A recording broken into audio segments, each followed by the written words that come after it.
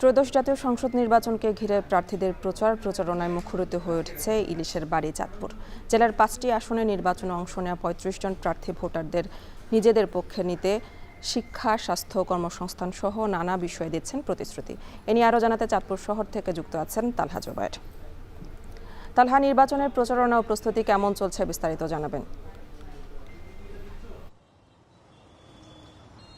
১,৭০০ বর্গ কিলোমিটার আয়তনের এই যে চাঁদপুর, সেখানে কিন্তু আসলে নির্বাচনের প্রচারণা বেশ জোরসোরই চলছে।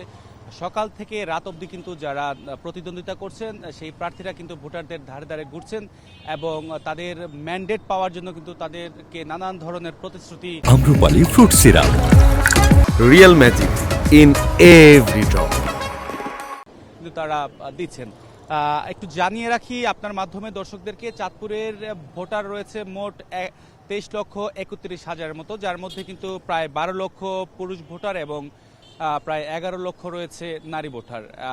চাঁদপুরের যে 5টি আসন রয়েছে সেখানে কিন্তু আসলে নানান ধরনের কিন্তু যারা প্রার্থী রয়েছে তারা কিন্তু ভোটারদের আকৃষ্ট করার জন্য কিন্তু আসলে প্রতিশ্রুতি দিচ্ছেন। বিশেষ করে যানজট নিরসনের পাশাপাশি চাঁদপুরের যেই মেঘনা নদী রয়েছে সেই মেঘনা নদীর ভাঙন রোধেও কিন্তু তারা পরিকল্পনার কথা জানাচ্ছেন এবং যেই তরুণ প্রজন্ম রয়েছে সেই তরুণ প্রজন্মের কর্মসংস্থানের ব্যবস্থা করার জন্য কিন্তু তারা প্রতিশ্রুতি দিচ্ছেন।